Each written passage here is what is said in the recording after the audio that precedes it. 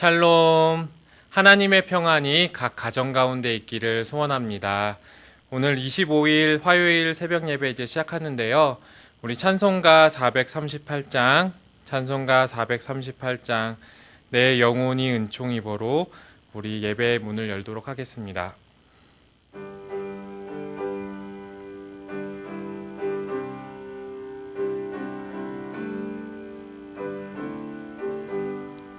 내 영혼이 은총 입어 중한 죄짐 벗고 보니 슬픔 많은 이 세상도 천국으로 화하도다.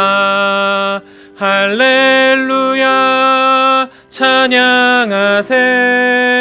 내 모든 죄 사함 받고 주 예수와 동행하니 그 어디나 하늘나라 주의 얼굴 뵙기 전에 멀리 뵈던 하늘나라 내 맘속에 이루어지니 날로 가깝도다. 할렐루야 찬양하세. 내 모든 죄 사함 받고 주 예수와 동행하니 그 어디나 하늘나라 높은 산이 거친 들이 조막이나 궁궐이나 내 주 예수 모신 곳이 그 어디나 하늘나라. 할렐루야 찬양하세. 내 모든 죄 사함 받고 주 예수와 동행하니 그 어디나 하늘나라. 아멘. 오늘 저희에게 주시는 하나님의 말씀은 열왕기하 23장 24절에서 30절입니다. 열왕기하 23장 24절에서 30절입니다. 요시야가 또 유다 땅과 예루살렘에 보이는 신접한 자와 점쟁이와 드라빔과 우상과 모든 가증한 것을 다 제거하였으니 이는 대제사장 힐기야가 여호와의 성전에서 발견한 책에 기록된 율법의 말씀을 이루려 함이라. 요시야와 같이 마음을 다하여 뜻을 다하여 힘을 다하며 모세의 모든 율법을 따라 여호와께로 돌이킨 왕은 요시야 전에도 없었고 후에도 그와 같은 자가 없었더라. 그러나 여호와께서 유다를 향하여 내리신 그 크게 타오르는 진노를 돌이키지 아니하셨으니 이는 므낫세가 여호와를 경노하게 한 그 모든 경노 때문이라. 여호와께서 이르시되 내가 이스라엘을 물리친 것 같이 유다도 내 앞에서 물리치며 내가 택한 이 성 예루살렘과 내 이름을 거기에 두리라 한 이 성전을 버리리라 하셨더라. 요시야의 남은 사적과 행한 모든 일은 유다 왕 역대지략에 기록되지 아니하였느냐. 요시야 당시에 애굽의 왕 바로느고가 아수르의 왕을 치고자 하여 유브라데 강으로 올라가므로 요시야 왕이 맞서 나갔더니 애굽 왕이 요시야를 무깃도에서 만났을 때에 죽인지라. 신복들이 그의 시체를 병거에 싣고 무깃도에서 예루살렘으로 돌아와 그의 무덤에 장사하니 백성들이 요시야의 아들 여호아스를 데려다가 그에게 기름을 붓고 그의 아버지를 대신하여 왕으로 삼았더라. 아멘.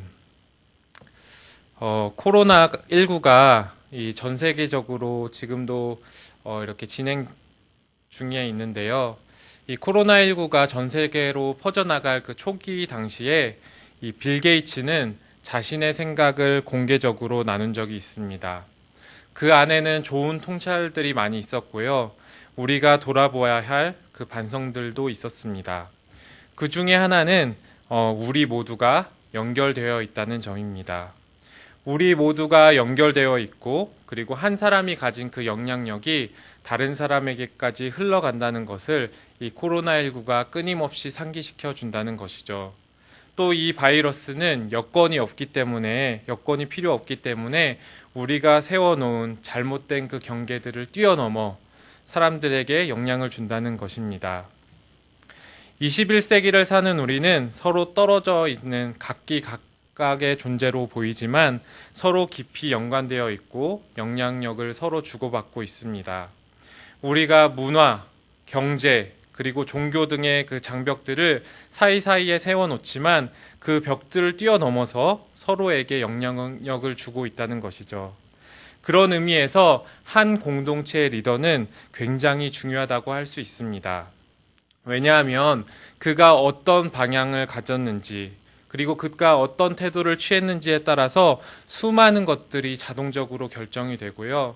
수많은 사람들이 그것이 부정적이든 긍정적이든 감당할 수밖에 없기 때문입니다.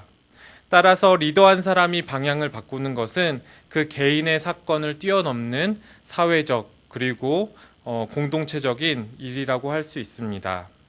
열왕기에도 한 사람의 회심 사건이 사회적으로 큰 영향력을 준 사건이 잘 기록되어 있습니다.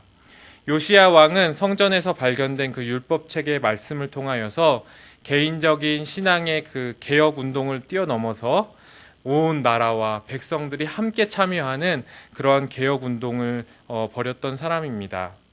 23장 초반부는 그러한 인상적인 장면들을 보여주고 있는데요. 예루살렘의 성전 앞에 예루살렘 시민들이 나와 있고 그리고 제사장들이 있고 또 선지자들이 있고 그리고 그들을 포함한 유다의 백성들이 남녀노소 구분 없이 모여 있습니다. 그때 요시야 왕이 성전 위로 올라가 성전 안에서 발견된 율법책을 읽기 시작합니다. 그리고 모든 말씀이 낭독되자마자 백성들은 그 말씀을 따르겠다 이렇게 결정합니다. 여기 23장 2절에서 저자는 율법책을 언약책으로 바뀌어서 표현했습니다. 아마 굉장히 의도적인 표현이라고 생각합니다. 또 3절의 마지막 부분을 개역개정에서는 백성이 다 그 언약을 따르기로 하니라 이렇게 번역했지만 원문상으로 보면 모든 백성이 언약 안으로 섰다 이렇게 되어 있습니다. 따라서 그 언약을 따르는 것 그리고 그 율법을 따르는 것 그것이 언약 안에 들어오는 것과 굉장히 긴밀하게 연결되어 있는 뗄래야 뗄 수 없는 부분이라는 것을 우리는 알 수 있습니다. 이러한 것들은 오늘 본문에서도 잘 나와 있는데요. 24절에서 25절을 함께 읽어보겠습니다. 요시야가 또 유다 땅과 예루살렘에 보이는 신접한 자와 점쟁이와 드라빔과 우상과 모든 가증한 것들을 다 제거하였으니 이는 대제사장 힐기야가 여호와의 성전에서 발견한 책에 기록된 율법의 말씀을 이루려 함이라. 요시야와 같이 마음을 다하며 뜻을 다하며 힘을 다하여 모든 율법을 따라 여호와께로 돌이킨 왕은 요시야 전에도 없었고 후에도 그와 같은 자가 없었더라. 아멘. 이 당시의 사람들은 아마 신접한 자와 그리고 점쟁이를 통해서 죽은 자와 접촉할 수 있다고 믿었습니다. 죽은 자와의 접촉을 통해서 자신의 삶의 비밀들을 이렇게 알고자 하는 그런 욕망들이 투영된 것이죠. 또 여기서 나오는 드라빔은 가정의 우상 신상인데요. 이 드라빔을 집안에 모시고 있으면 가정에 화를 막고 복을 불러 들여온다고 믿습니다. 그리고 또 점을 치는 도구로도 사용되었다고 합니다. 창세기에 보면 그 야곱의 아내로 된 이제 라헬이 자신의 아버지 라반의 집에서 이 훔쳐왔던 우상이 바로 이 드라빔입니다. 이처럼 우상은 우리의 투영을 반영하고 그리고 우리의 그 욕망으로 빚어낸 산물입니다. 요시야는 하나님의 율법을 따라서 이 우상들을 다 제거함으로써 오직 하나님 한 분만이 우리의 왕이시고 그리고 여호와만이 우리 하나님이시며 이스라엘이 하나님의 거룩한 백성임을 드러내고 있습니다. 오늘 우리가 말씀을 묵상하고 지켜 행한다는 것도 이러한 의미입니다. 말씀을 지키는 것이 우리가 구원을 위한 그 어떤 조건들이 아니라 하나님과의 관계를 유지하는 통로이고 수단이라고 생각할 수 있습니다. 또 하나님께서 나와 그리고 가정과 그리고 공동체를 다스리시며 우리는 또 하나님의 자녀임을 드러내는 그러한 수단이 바로 말씀입니다. 그러나 요시아의 이러한 종교개혁과 개인의 돌이킴의 노력에도 불구하고 유다의 죄악을 향한 하나님의 진노를 돌이키기에는 부족함이 있었던 것 같습니다. 우리 26절에서 27절입니다. 그러나 여호와께서 유다를 향하여 내리신 그 크게 타오르는 진노를 돌이키지 아니하셨으니 이는 므낫세가 여호와를 경노하게 한 그 모든 경로 때문이라. 여호와께서 이르시되 내가 이스라엘을 물리친 것 같이 유다도 내 앞에서 물리치며 내가 택한 이 성 예루살렘과 내 이름을 거기 두리라 한 이 성전을 버리리라 하셨더라. 신앙의 개혁 운동, 그 무브먼트가 영적인 리더 요시아로부터 시작되었듯이 남유다의 운명도 또한 한 리더인 므낫세로 인해서 정해졌습니다. 유다의 멸망 원인을 물론 모든 그 원인의 근원을 므낫세에게 몰아주는 것은 부당할 수 있습니다. 그러나 그 므낫세가 그 시대의 악을 대표하고 악한 영향력을 끼친 주요 인물이라는 것은 또 부정할 수 없는 사실입니다. 그로 인한 하나님의 선언은 자신이 택하신 그 백성인 유다도 그리고 하나님의 도시인 예루살렘도 그리고 하나님의 임재와 통치의 상징인 성전도 내어 버리신다는 것이었고 그 모든 선언은 모든 것이 다 끝난 것 같은 그런 상황 가운데 놓이게 되었습니다. 실제로 북이스라엘은 아수르에 멸망했고요. 남유다도 그 바벨론의 멸망함으로 이스라엘의 왕조는 끝났지만 하나님의 이 땅을 향한 계획은 끝나지 않았습니다. 하나님의 나라를 세우고 회복하시는 하나님의 계획은 지금도 진행 중입니다. 비록 이스라엘이 하나님의 언약을 어겨버렸지만 하나님은 그들과 맺은 언약을 기억하셨고 저버리지 않으셨습니다. 하나님의 나라는 이제 이스라엘 민족을 넘어서 모든 민족에게로 그리고 예루살렘을 넘어서 모든 열방으로 그리고 다윗 왕조를 넘어서 예수님께로 연결되어집니다. 예수님께서 친히 우리의 성전이 되어 주실 것이며 예수님께서 친히 이 땅 가운데 오셔서 죽으심으로 우리를 향한 그 진노를 담당하실 것입니다. 그것이 오늘 우리에게 임한 은혜이며 우리가 계속해서 하나님께 나아갈 수 있는 근거입니다. 또 28절 이하는 요시야 왕의 마지막을 기록하고 있습니다. 그 당시 국제 정세는 이제 원래 강자였던 이제 아수르가 지고 이제 신흥 강자인 바벨론이 떠오르는 그런 시기였습니다. 바벨론과 그리고 메대 연합군이 끊임없이 아수르를 압박하는 구조였고요. 그리고 그 균형을 맞추기 위해서 애굽이 아수르를 도와주는 그런 구조였습니다. 그리고 그 아수르를 도와주러 가는 그 애굽의 군대를 막기 위해서 요시아가 나섰는데요. 그 애국 군대를 막으려다가 무기또 전장에서 39세의 나이로 숨을 거두게 되었습니다. 저는 이 부분을 묵상하면서 굉장히 허망하다는 생각이 많이 들었습니다. 한 시대의 개혁자로서 너무나도 허망한 죽음이 아닌가 그렇게 생각이 되었습니다. 자신의 인생 전체를 하나님의 나라를 위해서 그리고 언약을 세우고 율법을 행하는 일에 걸었는데 제국들의 그런 패권 싸움에 끼었다가 낯선 땅에서 객사하는 것이 어떻게 보면 너무 허망하지 않은가 그렇게 보인 것이죠. 우리의 인생은 어떠할까요? 어릴 때부터 신앙생활을 열심히 했고 아둥바둥 열심히 살았는데 우리의 인생의 마지막이 이처럼 허망하다면 누가 그리스도의 인생을 아름답다고 할 수 있을까요? 얼마 전에 이제 가수 박진영 씨가 인터뷰를 했습니다. 그 인터뷰 내용 중에 이제 와닿았던 내용들이 있는데요. 이제 그는 자기가 어떤 종파에도 속해 있지 않지만 몇 년째 지금 성경 모임을 진행 중에 있다고 했고, 그리고 성경 공부를 하게 된 계기에 대해서 이야기를 했습니다. 어느 날 이 박진영 씨에게 이러한 질문이 들어왔다고 해요. 과연 삶의 행복은 무엇일까? 이런 질문이 들어온 거죠. 그가 어른들에게 배운 행복의 주권은 두 가지였습니다. 첫 번째는 열심히 일해서 자기 분야에서 성공할 것. 두 번째는 좋은 사람을 만나서 그런 좋은 가정을 꾸릴 것. 이 두 가지가 행복의 조건이었다는 거죠. 그리고 그가 이제 40을 넘어서 50을 바라보는 나이가 되었을 때 과연 이것이 진짜 행복일까에 대해서 생각하게 된 거죠. 그리고 행복한 삶도 죽음이 있다는 그 마지막을 생각하게 되었고, 사람들이 이 죽음을 외면하면서 산다는 것도 알게 되었습니다. 또 인생을 길이라고 비유하는데 길에는 이제 시작과 끝이 있잖아요.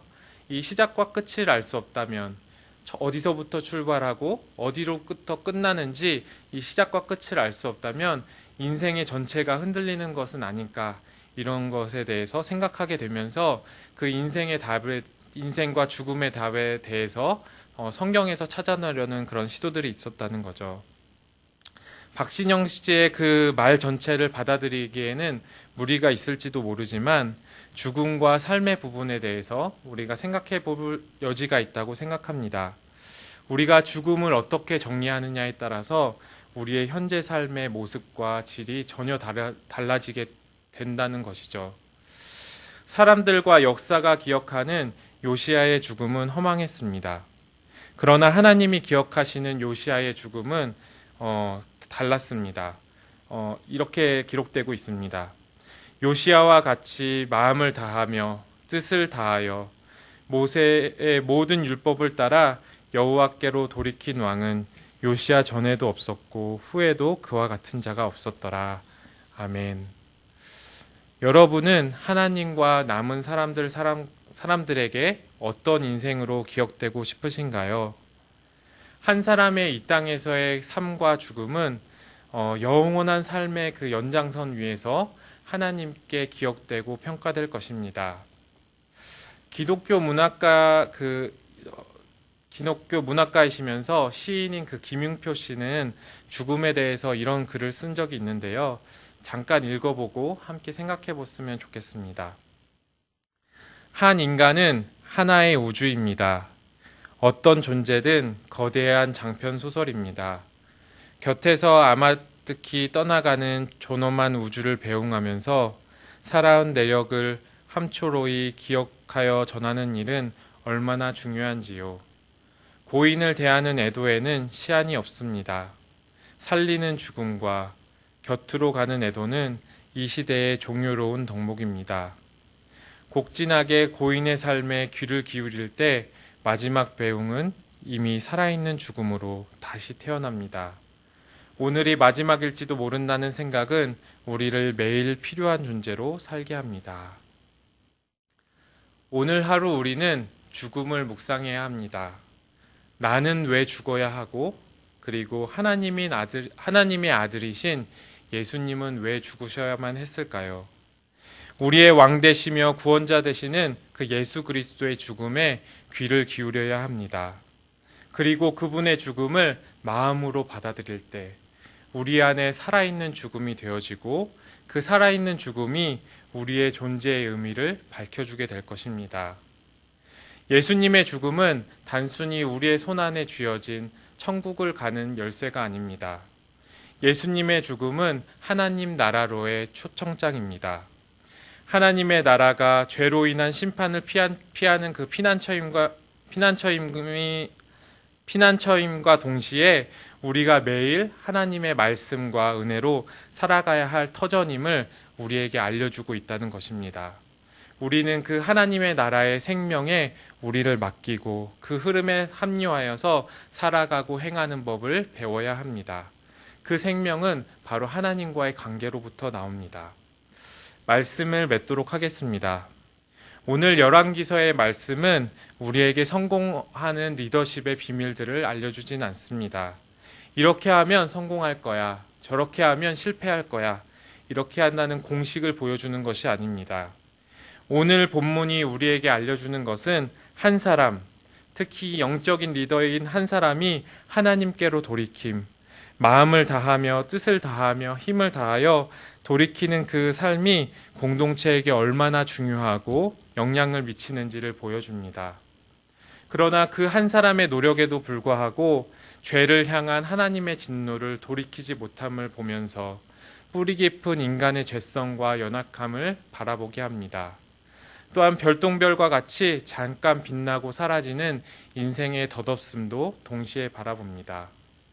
결론적으로 사람은 답이 될 수 없습니다.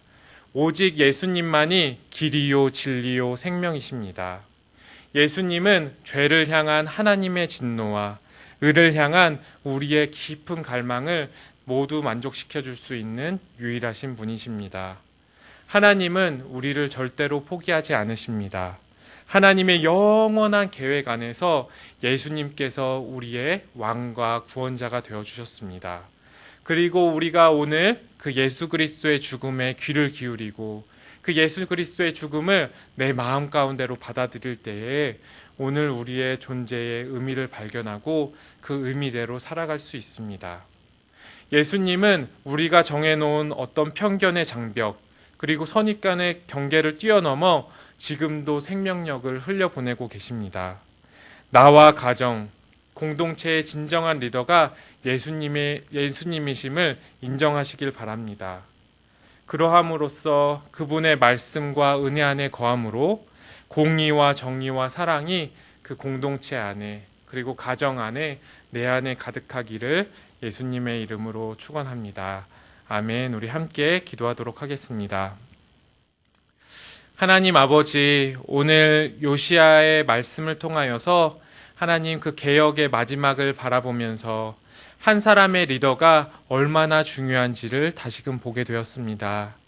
한 사람의 영적인 리더가 자신의 방향성을 자신의 마음과 뜻을 다해서 힘을 다해서 그 하나님께로 돌이킬 때에 그것이 공동체 안에 어떠한 영향력을 주고 생명력이 흘러가는지를 우리 함께 배우고 우리가 그것을 마음에 새기길 원합니다. 또한 그가 그렇게 노력했음에도 하나님이 죄를 향한 그 진노를 돌이키지 못하는 것을 바라보면서 우리 인간들의 뿌리 깊은 죄성과 그리고 연약함을 발견합니다. 동시에 우리의 왕 되시며 정말 메시아 구원자 되시는 예수 그리스도를 우리가 바라보게 함을 이 시간 함께 고백합니다. 하나님 아버지, 이 시간 우리가 덧없이 생각하고 있던 우리의 인생과 또한 하나님 우리가 이 인생들 가운데서 끊임없이 욕망하며 추구하는 정말 그런 우상들이 있다면 하나님의 이름으로 다 깨뜨려 주시고 오직 하나님만이 우리의 왕이 되어 주시옵소서. 하나님이 우리의 왕 되시고 예수 그리스도가 내 안에 살아계심으로 말미암아 나와 그리고 우리 가정이 그리고 우리 공동체가 하나님의 나라와 하나님의 놀라우신 은혜와 정말 공의와 사랑이 우리 가운데 흘러갈 수 있도록 그리하여서 이 땅 가운데서 하나님의 자녀의 정체성을 지키며 오늘 하루도 살아갈 수 있도록 우리와 함께 해주시기를 간절히 소망합니다. 이 모든 것 살아계신 예수님의 이름으로 기도드렸습니다. 아멘. 우리 주님이 가르쳐 주신 기도하도록 하겠습니다. 하늘에 계신 우리 아버지여, 이름이 거룩히 여김을 받으시오며 나라에 임하옵시며 뜻이 하늘에서 이루어진 것 같이 땅에서도 이루어지리이다. 오늘날 우리에게 일용할 양식을 주옵시고 우리가 우리에게 죄 지은 자를 사하여 준 것 같이 우리의 죄를 사하여 주옵시고 우리를 시험에 들게 하지 마옵시고 다만 악에서 구하옵소서. 대개 나라와 권세와 영광이 아버지께 영원히 있사옵나이다. 아멘. 우리 함께 말씀을 생각하면서 기도했으면 좋겠습니다. 예수님만이 길이요 진리요 생명이십니다.